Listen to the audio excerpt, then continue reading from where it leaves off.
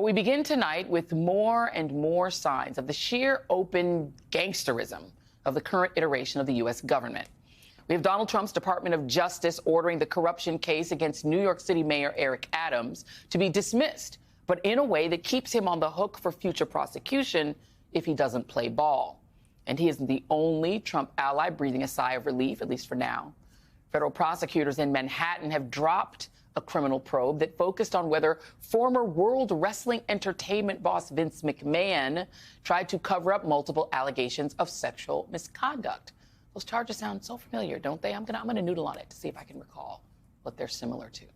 And it must be totally coincidental that McMahon's wife, Linda, is Trump's choice for education secretary and will likely breeze through her confirmation hearing starting tomorrow, since every Senate Republican has been brought to heel like good doggies for fear of Trump and his boss, Elon's wrath.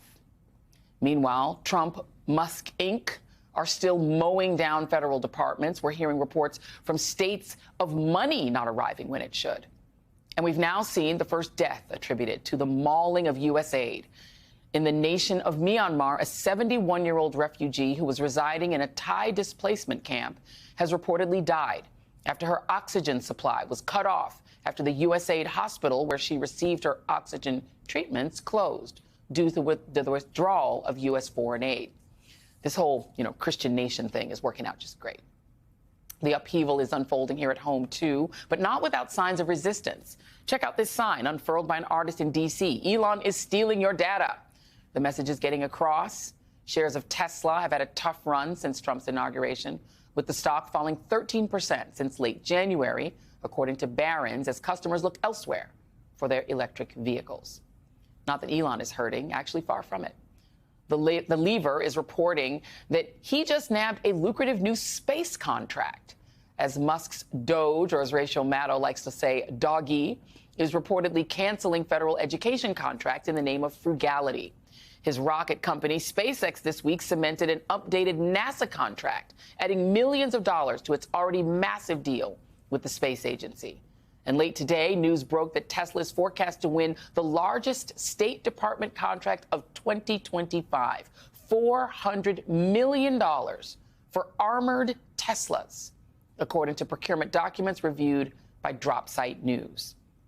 It's your periodic reminder that Musk became the world's richest man primarily through U.S. government contracts, which he now essentially has the power to award to himself, while also having the access to potentially put his competitors on the do not pay list. Like I said, gangster government. And while all that is going on, the man ostensibly elected president, the guy forced to sit through Elon over talking him in the Oval while holding his toddler, Donald Trump, remember him? He's been amusing himself, putting his big preschool-sized magic marker signature on more and more executive orders. Many of them seemingly little more than passion projects of his that do nothing to bring down grocery prices or help everyday Americans, like, establishing a task force to eradicate non-existent anti-Christian bias in a country where the Supreme Court keeps ruling that Christians have the right to, pray on the public school football field or refuse to bake cookies or cakes for gay couples or cover birth control at their businesses. He's also ending the use of paper straws. Yes, I promise that is a real executive order. And renaming the Gulf of Mexico the Gulf of America, which literally no one asked for and no other country has to go along with, despite Apple and Google grovelingly taking the knee and updating their apps accordingly, like this is the Soviet Union. And Trump is taking that last one very seriously, to the point of his reality show administration retaliating against the Associated Press, barring its reporters from yesterday's Oval Office executive order signing because the AP has not pulled a Google Maps and capitulated to his demands. The AP continues to refer to the Gulf of Mexico as the Gulf of Mexico because that is what it is called everywhere in the world except in MAGA America.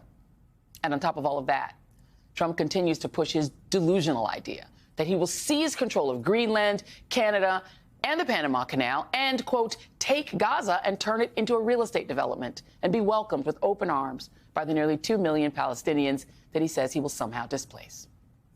I'm joined now by Mehdi Hasan, editor-in-chief of and CEO And CEO of Zateo. I don't have a lot of CEOs sitting in this chair, so thank you for being here and gracing me with you. I'm a pretend CEO. Although I feel seen by your monologue. I have a preschool-sized magic marker signature too, sadly. Maybe it's the one thing I have in common with Trump. It is odd. I mean, he really needs a big marker to make him feel special. But Yes. I want to talk about the fact that a lot of the stuff that's happening right now, it isn't going over very well. Yeah. Zateo has a poll that shows that the whole idea of seizing Gaza and seizing Greenland, et cetera, not popular.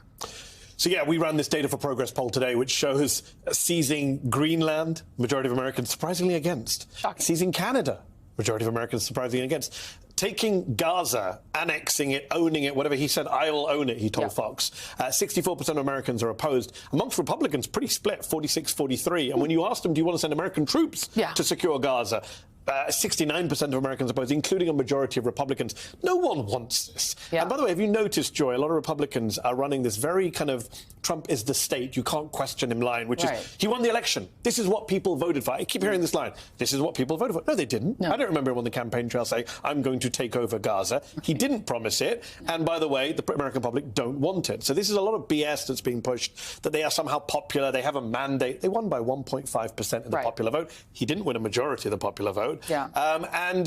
He didn't say he was going to do half the stuff he's doing. I don't remember war with Denmark being on the ballot paper last year. I don't. And I also don't remember, even though he was on the campaign trail with Donald Trump and offering $1 million sort of, some sort of weird lottery in Pennsylvania, I don't recall Donald Trump saying, by the way, when I'm president, I'm going to use my magic marker to sign executive orders about Gulf of America. Well, that guy is going to award himself contracts. $400 million he's about to get from the State Department. A new SpaceX contract. He himself has not lost a dime in this money-saving reorganization that they're doing in these. He's, in fact, making money. Well, his personal wealth has rocketed upwards since the election. Who voted for that? He did very well out of the election. I mean, this is a guy who I think you and I both mocked him. Many people mocked him for buying Twitter for, what was it, $40 billion, or overpriced Twitter. He bought Twitter for $40 billion. He bought the United States government for $200 million. Now, that is a good deal for Elon Musk. And he didn't just buy the government. Miriam Adelson gave $100 million, this right-wing pro-Israel donor. She's getting, Middle East policy out of it. Or other people donate and get X or Y policy. He got the whole thing. He got the government and he got to run it. I can't think of a time in modern American history where we've had donors before. We've had a Gilded Age before. We've had a lot of... We've never had a guy who gives the money and then goes... No, you're not just going to get the policies you want. You run the thing while I play golf and use my magic marker.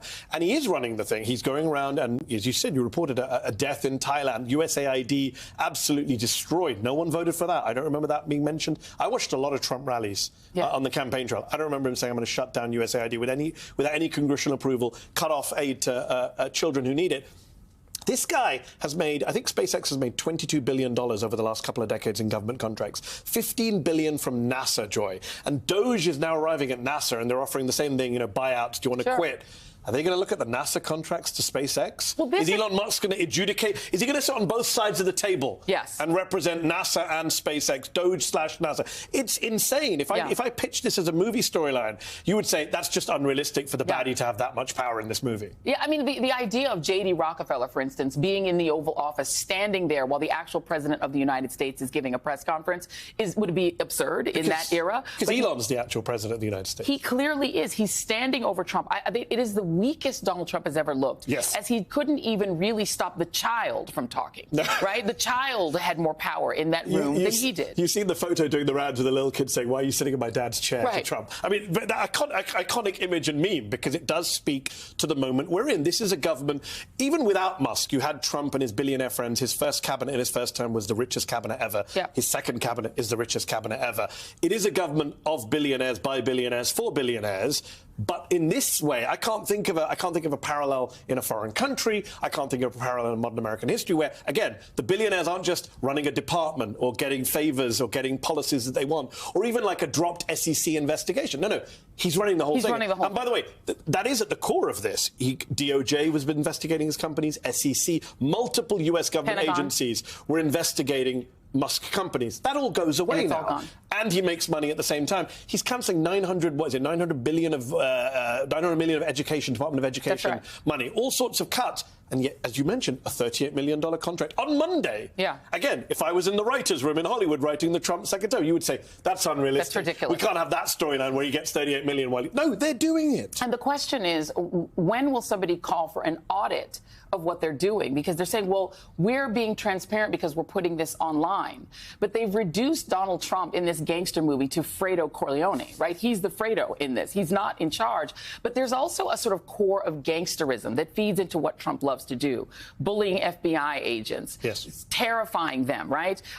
Making Eric Adams essentially a puppet in the state. A hostage. He's a hostage at this point, and doing the same across the board. How is this being looked at around the country? Because he is acting more like Vladimir Putin, sounding like Vladimir Putin, cutting weird deals, to essentially say, hey, Ukraine, you're going to have to give up, your country in the war. There's a gangsterism to it as well. Look. Great minds think alike, Joe. I've been saying all week, and I'm glad you led the show in this way, that this is the mob boss analogy is the best analogy. Donald Trump, of course, in the 70s and 80s was allegedly tied to lots of mob bosses during his real estate empire building in New York and beyond. And, he had lawyers who worked with mob bosses, etc. He does like that approach. Absolutely. You intimate what needs to be done. You nudge in a wink. You don't put stuff on paper. You get stuff done through threats, bullying, or just flattery, right? Yeah. You saw that with the King of Jordan, right? And people understand how to operate around the mob boss. And globally, I think, look, this is a real problem for the United States of America. Whatever he gets done in the short term, he's had these kind of short-term wins that he's going on about. Long-term, medium-term, it's a disaster for American alliances. Of course. The European Union knows that America is not there for the EU, whether it's Vladimir Putin or anything else. Yep. The Canadians now know they're booing a woman in a wheelchair singing the national anthem. That's how much Canada has turned on the United States. If I'm China, I'm loving this, right? Because all these alliances are falling apart. Every time he goes after another country in South America or Africa, if I'm the Chinese, I'm calling them up to say, do you really trust the Americans? And